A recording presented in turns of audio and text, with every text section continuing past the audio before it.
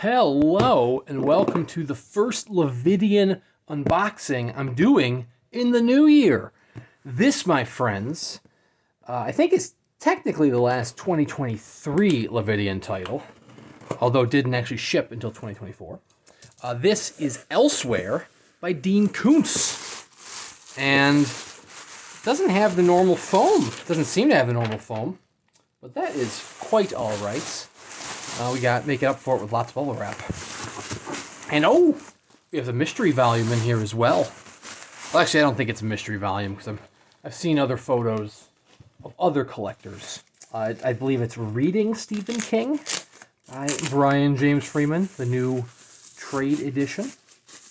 Plus, I believe it's the arc of Elsewhere. So, even though Charnel House seems to have a lockdown on all Koontz titles, this one slipped by and got the Lividian treatment instead. So we have Elsewhere by Dean Koontz. We also have Reading Stephen King, edited by Brian James Freeman, and Elsewhere, the arc by Dean Koontz. I know Brian did not expect as many titles to arrive as they did. You can even see by the arc here, it said coming fall of 2023. That didn't quite happen, but that's all right. I believe there was a little printer snafu where suddenly Where They Wait and Elsewhere all came in at once, and so Brian had a busy warehouse. You might notice here that the dust jacket seen through the die-cut slipcase looks a little different than the dust jacket on, or the cover of this arc, and that's because it is a double-sided dust jacket. We'll take a peek at the arc first, because even though we have the the numbered edition in hand, this is our advanced peek copy right here, because we're peeking right now. The artwork is in black and white. It will actually still be in black and white in the numbered edition. It's going to be colored in the lettered edition, but I do not have the lettered edition. There should be interior artwork as well, which, just like in the arc, in the numbered edition will be black and white. The story of Elsewhere is a story of dimension hopping, plane hopping, and very creepy monkey men. But anyways, a man, Jeffy? Oh my God, his name's Jeffy? Okay, I don't know. Jeffy just reminds me of The Ringer, which is probably not the best connotation you want to have with your character. But anyways, Jeffrey, or Jeffy, as Koontz is calling him, is a single dad raising his daughter. The mother left years ago, and they are living the best life that they can in, where's the town name? It's on the building. Suavidad. But anyways, they're living the best life that they can in Suavidad when they are approached by a strange man and given a strange box. They're told, hey, you need to keep track of this box, but don't use it. And so, they accidentally use the box. I mean, I don't know whether it's accidental or not. The dust jacket feels different on this one. So, real quick, back to the story synopsis in a second. Die-cut slipcases is kind of a running theme with Lividian Publications. Very nice quality, decent slipcases. But one thing that is a little different with this one, compared to the other numbered editions, is that the dust jacket feels stiffer, most likely because of this extra illustration on the back. So anyways, Jeffy and his daughter Nicole, Jeffy and Amity accidentally activate this box and realize that the box device leads them to other worlds. So you have, one reality here, a nice little beautiful Suavidad beach. Another reality here, decrepit Suavidad beach. And presumably you could flip this dust jacket around. My folding skills are not nearly as good as the professionals, but you could have it folded around and then have the decrepit piece sticking through the die-cut slipcase. So my understanding, based on the flap on the inside, look at these end papers. I mean, they're black, but they have a nice little texture to them, is that Jeffy and Amity decide that they want to try. Oh, this nice little protective sheet here. It is, of course, signed by Dean Koontz himself and the man, the myth, the legend, Francois Vallaincourt. There it is, numbered to 750 copies. This is 191. Jeffy and Amity decide that their mother might still be around in another universe. And so they decide to, I guess, go hopping between realities, trying to find a reality in which the mother is still around. So that is Elsewhere by Dean Koontz, also known as the premise behind Doctor Strange in the Multiverse of Madness. I mean, it's a strategy that's happened. It's not a strategy. It's a storyline that's happened in multiple forms, whether it be Elsewhere, Doctor Strange, Multiverse of Madness. Dark Matter by Blake Crouch has a similar premise. In fact, I just did a book review of Osama by Lavi Tadar, which, though it does not have the same premise, it does deal with the idea of multiple realities, multiple timelines, multiple dimensions, where things are slightly different. So, it's not necessarily, I'm not trying to diss Dean Koontz by saying it's not a unique storyline. It's what you do with the storyline that makes it unique. But, it's dimension jumping is a very fun trope. I like that trope. And like I said, it's not to diss Dean Koontz. Yes, it's been done many times before, but it's been done well very many times before. Lavi Tadar handles it differently than Stephen King handles it with 11/22/63 is more time travel and trying to change the future.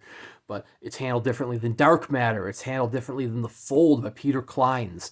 And I love all three of those novels. Osama was terrific. Dark Matter is terrific.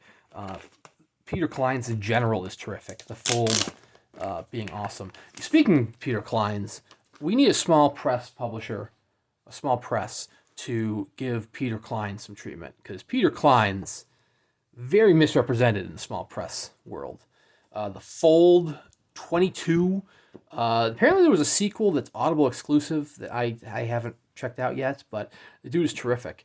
And then he even had a short story collection, which I believe is exclusive to Audible, called Dead Men Tell No Tales. I could be wrong on what it was called. It had Dead Men in the title, and it had the greatest short story about redneck necromancers. Red necromancers, if you will. It's terrific. Check out Peter Clines. Anyways, we also have Reading Stephen King, edited by Brian James Freeman, also signed by Brian James Freeman. This is the new trade edition, published by Cemetery Dance. You can get the paperback over at cemeterydance.com. This was originally published back in 2017. I believe this was, if I'm not mistaken, I mean, I believe I have the book in the other room. I believe the original Reading Stephen King was a hardcover. If it's the same anthology or collection I'm thinking about, it's like a white background, had like a little cartoon Stephen King, a pile of his books next to him. It was signed by a bunch of people. Like Stuart Onan, Brian James Freeman. Maybe it was just signed by the artists as well. I can't recall. I know it wasn't signed by everybody. But it is all nonfiction. It's all articles and essays about what Stephen King means to these various people, whether it be Justin Brooks, Bev Vincent, Mick Garris, Hans Akalilja, Jack Ketchum doing a Buick 8 review. I don't know if there's interior illustrations. Doesn't look like it. Does not look like it. But that's fine. Like I said, I do have the hardcover. Oh, look at that. This nice little share the horror thing in the back. Book ad to come.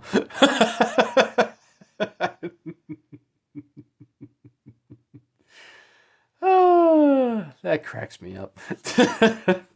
Horror DNA. It's in our blood. HorrorDNA.com. And then just a couple blank pages to round out the signature. But that is funny. I don't think that was meant to make it in there. Book ad to come. That was a placeholder. But it's a funny placeholder. Anyways, was this Francois Vaillancourt's artwork on the front? Cover design, Desert Isle. Why do I not see a... I mean, Desert Isle Design did the design work, but not necessarily the artwork. I don't see the artist being credited on the front. Just says Desert Isle Design. So maybe he designed it and painted it.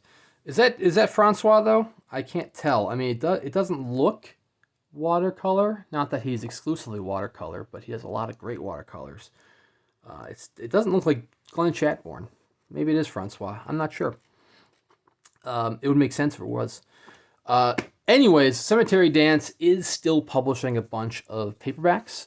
They do have some limited editions coming down the pipeline, although the limited editions have slowed down compared to the paperbacks and the ebooks. Kevin Lucia was kicking ass with the paperback line. Like, the dude was just pumping up paperbacks left and right. I haven't been reading them because I've got too many other books to be reading and haven't gotten a chance to pick up many of the paperbacks because, they're trade editions. They'll be around for a while. You got to get the limited editions while they're still limited. But anyways, he recently announced, as I stick myself to the bag that was in, he recently announced that he is actually stepping back from the paperback line. He is focusing instead on his master's. Is he going for his master's? He's doing graduate studies. And Dan Franklin is going to be taking over the paperback line, which is very exciting news for Dan Franklin. Congrats to him. Very exciting news for the paperback line. It actually kind of makes sense. Not that, like, nothing against Kevin Lucia. I think he was doing a decent job from what I could tell. But Dan Franklin has been kicking ass in the books of horror community. He is been involved with the Indie Brawl. He's been involved with a weekly Weird Ones, lesser known horror reviews or less talked about horror reviews. So Dan Franklin really has his finger on the pulse of the books of horror community. So it just makes sense for him to become more involved and hopefully be connecting out with these other authors and getting these horror paperbacks published. It just sounds awesome. Anyways, I believe Elsewhere is, back to the actual topic at hand, Elsewhere. I believe Elsewhere is sold out. They do typically sell out pretty quickly with the Lividian Publications. But you can usually pick them up on the secondary market or through other sellers. Subterranean Press usually has copies available. Camelot Books will have copies available. And even Cemetery Dance will have copies available, although I think you usually have to get the newsletter notification to be alerted of those. Some very exciting stuff coming up in 2024 from Lividian Publications. The next guest chapbook, which, Brian James Freeman has said himself who it was, so I don't think I'm spoiling anything. It's Robert McCammon is the next guest author for the chapbook. So if you are not subscribed to Brian James Freeman's Patreon, be sure to subscribe. I don't know if you can subscribe and still get the McCammon chapbook, but you should definitely try. There's also a special edition coming out from a up-and-coming horror author that is sure to sell out immediately. I'm telling you right now, you'll want to get the special edition. It's one of my favorite books in the past few years, getting the Lividian publication treatment. It's likely going to sell out quickly, so be sure to subscribe to at least their newsletter. But if you want to get even more advanced notice, subscribe to Brian James Freeman's Patreon. Any level will get you notifications. Just this past week, there was a Lividian grab bag that patrons got noticed of, where it was 2 numbered editions for like $70.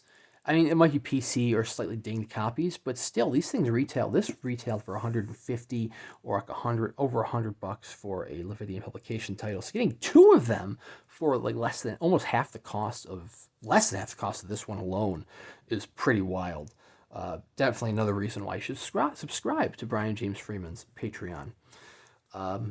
Speaking of Francois Vallaincourt, you should also subscribe to PS Publishing's newsletter, because this last newsletter, I guess by the time this is uploaded, it'll be 2 newsletters ago, because this is being recorded right on the eve of another newsletter. It featured some beautiful artwork by our good old friend Francois Vallaincourt for a very special edition coming out later this year.